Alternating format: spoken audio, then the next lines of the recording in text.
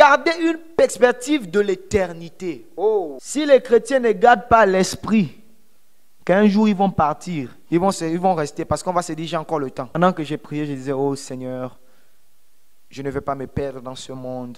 Seigneur, je ne veux pas me perdre avec toute cette confusion qu'il y a dans l'église.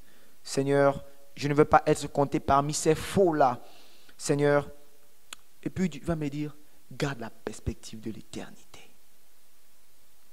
Ça veut dire que tu ne fais plus des choses parce que tu vas être vu. Tu ne fais plus de choses parce qu'on doit t'apprécier. Tu ne fais plus de choses parce que tu dois être à un niveau comme tout le monde. Mais tu fais les choses en ayant l'idée de l'éternité. Vous savez, moi je crois que Dieu appelle les hommes. Dieu appelle les hommes. Quand je dis les hommes avec un grand H, y compris les femmes. Dieu appelle. Mais le problème, c'est de garder la perspective de l'éternité.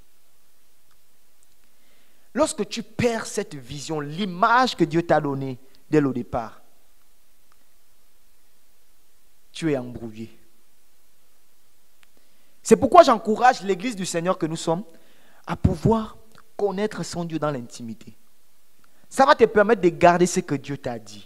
Beaucoup ont des visions, hein, et ils se perdent dans les visions. C'est souvent parce que ils ont du mal à garder l'idée première que Dieu a donnée. Dieu appelle les hommes pour un but précis. Mais un but commun nous réunit, c'est de pouvoir aller au ciel.